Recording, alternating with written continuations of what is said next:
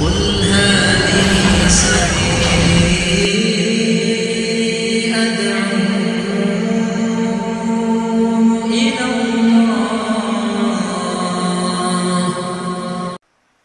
Saya akan sebutkan misal salah satu contoh kisah.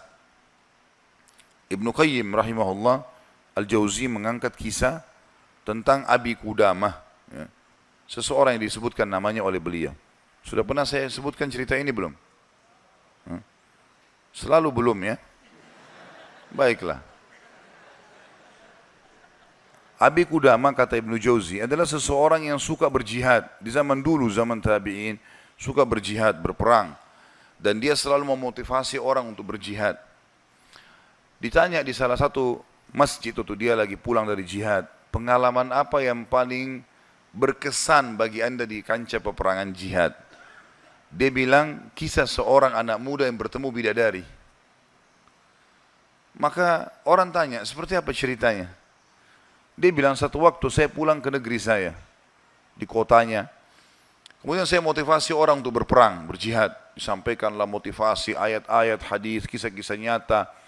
Sampai orang-orang pada termotivasi untuk berjihad. Dia bilang, setelah selesai saya pulang, besok saya ingin bentuk pasukan, bergabung dengan pasukan muslimin untuk berjihad.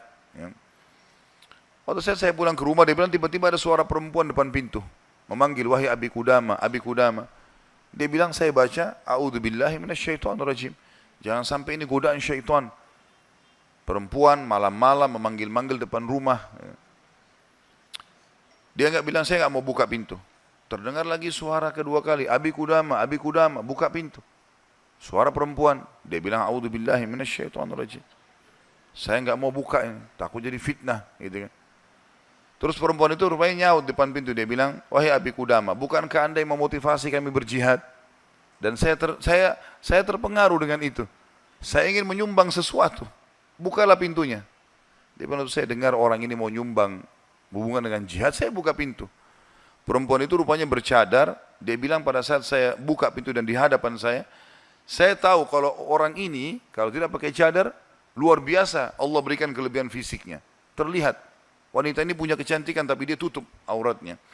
Lalu saya alihkan pandangan saya dan saya katakan, apa yang akan engkau sumbang ibu?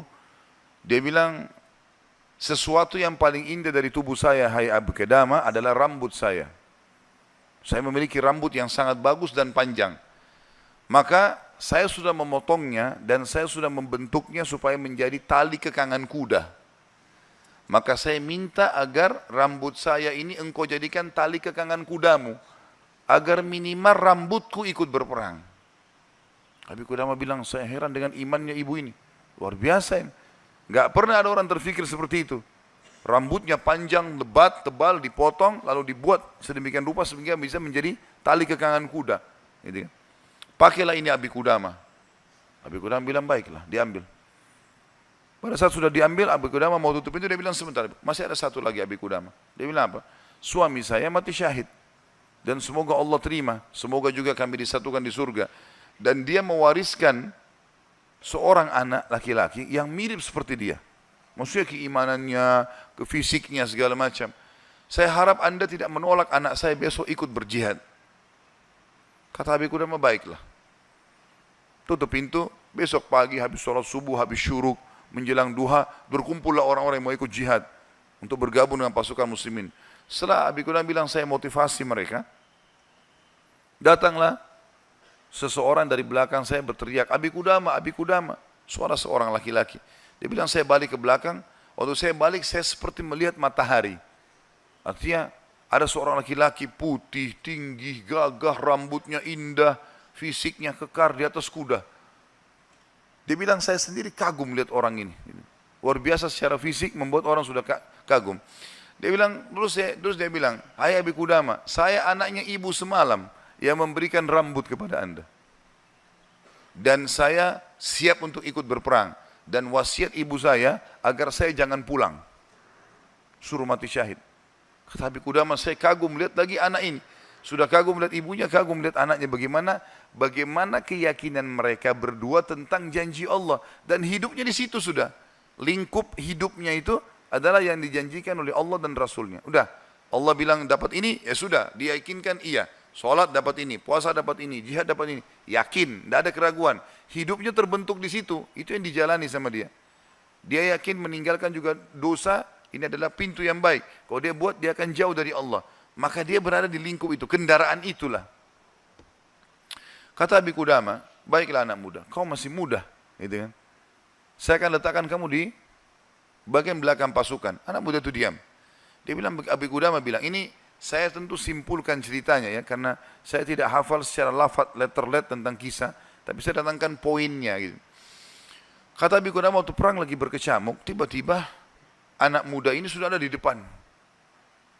Lalu saya lihat dia, dan memang di pikiran saya dia bilang cuma anak muda itu saja. Saya datangin dia, hai anak muda mundurlah, kamu masih muda, belum berpengalaman, gitu kan. Saya khawatir atas dirimu. Dia bilang, wahai Abi Qudamah, Allah berfirman, hai orang-orang beriman, kalau kalian bertemu dengan orang kafir, jangan kalian mundur. Allah bilang, jangan mundur, Anda suruh saya mundur. Gitu. Gitu. Kata Abi Qudamah, saya nggak bisa bantai ini karena dia pakai ayat. Gitu. Maka saya pun berada di sebelahnya sampai akhirnya karena perang lagi berkecamuk terpisahkan. Otomatis terpisahkan. Waktu pasukan lagi istirahat, saya coba cari anak muda ini. Saya nggak cari, pikirannya sudah nggak ada yang lain. Targetnya anak muda ini gitu. Itu betul-betul menarik perhatian dia. Dia bilang begitu saya lihat orang lagi istirahat semuanya karena capek berperang. Maka saya lihat anak muda ini sibuk menyiapkan makanan para mujahidin, mengikatkan tali kudanya, menyiapkan rumput kudanya. Pokoknya dia sibuk dengan itu. Jadi dia betul-betul menikmati apa yang sudah Allah dan Rasulnya perintahkan. Ini targetnya dan ini benar bagi saya. Selesai. Ini adalah konsep hidup saya. Gitu. Maka Abi Qudamah bilang, saya kagum melihat anak muda ini. Kemudian perang berkecamuk lagi. Berkecamuk lagi, yang kedua kali, kemudian pada saat lagi maju, saya anak muda itu di depan. Saya datangin lagi, hai anak muda, ke belakang lah. Dia bacain lagi ayat. Nah. Wahai Abi Qudamah, Allah berfirman, hai orang beriman, kalau bertemu dengan orang kafir, jangan kalian mundur. Bagaimana Allah bilang jangan mundur, Anda suruh saya mundur? Abi Qudamah diam, tidak bisa bantah karena dikatakan ayat. Berkecamuk berperangan, dipisahkan oleh prajurit yang saling serang satu sama yang lain, sampai akhirnya tiba malam hari, waktu istirahat. Kata Abi Qudamah, dua pasukan istirahat, lalu saya cari, di mana anak muda ini, di kemah mana dia? Cari-cari sampai dapat kemahnya. Kata Abi Qudamah, waktu saya masuk dalam kemahnya, saya temukan anak muda itu sedang tertidur dan senyum. Senyum lebar gitu. Saya penasaran anak muda ini lagi mimpi apa gitu. Dia bilang saya tunggu sampai senyumnya sudah redah, kemudian saya tepuk, bangunkan. Hai anak muda, bangunlah. Apa yang kau lihat dalam mimpimu? Kata anak muda ini, demi Allah wahai Abi Qudamah, saya melihat saya masuk ke surga. Saya masuk surga, saya lihat taman-taman, saya lihat pelayan-pelayan, lihat luar biasa surga yang luas. Dan saya lihat seorang wanita yang sangat cantik, saking cantiknya sampai saya tidak sabar untuk menjamahnya. Gitu kan. Lalu dia mengatakan, belum waktunya hai suamiku. Padahal sebenarnya anak muda ini belum menikah. Ya. Lalu dia bilang, engkau, perempuan itu bilang, engkau akan bertemu dengan aku besok siang. Kata anak muda itu, setelah itu Anda bangunkan saya. Dan saya berharap Allah membuat saya mati syahid besok. Untuk mendapatkan apa yang Allah janjikan. Yang jelas, kata Abi Qudamah, saya kagum. Artinya Abi Qudamah pun sekian tahun berjihad, belum pernah mimpi seperti ini. Gitu kan? Besok pagi dia bilang berkecamuk lagi peperangan. Saya temukan anak muda itu di depan. Terus dia menyerang musuh. Gitu kan? Sampai akhirnya peperangan selesai. Dan sudah menang muslimin. Korban banyak di musuh dan di orang muslim. Anak Abi Qudamah bilang target saya mengejar mana? Cari anak muda ini. Terbunuhkah atau belum terbunuhkah? Dicari. Dia bilang saya cari di jenazah prajurit muslim yang disusun. Ternyata ada bergeletakan. Saya temukan ada anak muda itu. Penuh dengan darah. Gitu. Ya. Tapi masih hidup.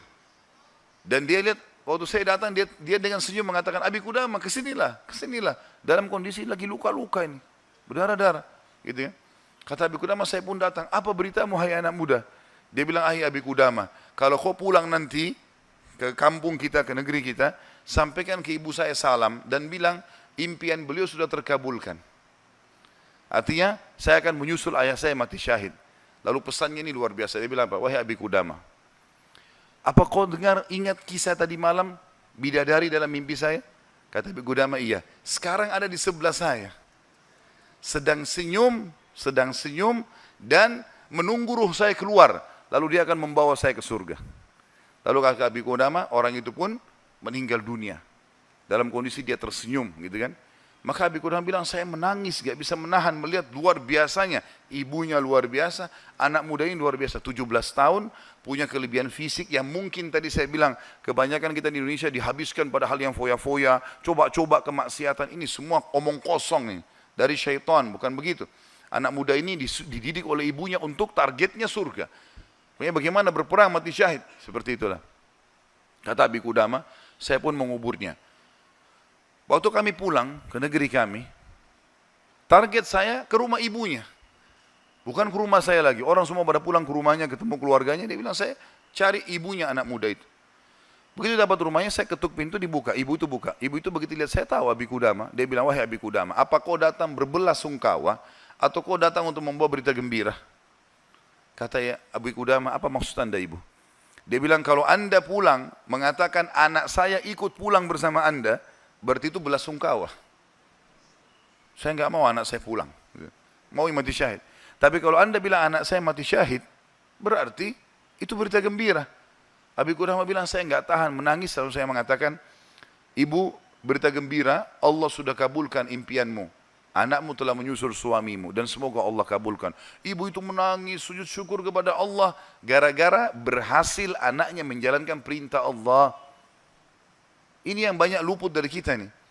Kita malah bangga kalau anak kita yang cantik keluar dengan telanjang sana sini, terbuka auratnya. Atau mungkin meninggalkan pesantren dan sekolah di sekolah yang tidak ada pendidikan agamanya. Atau keluar ke negara-negara kafir yang akhirnya mereka terdidik dengan hal-hal yang tidak baik. Hanya karena bangga dengan urusan dunia, bukan bangga dengan urusan akhiratnya.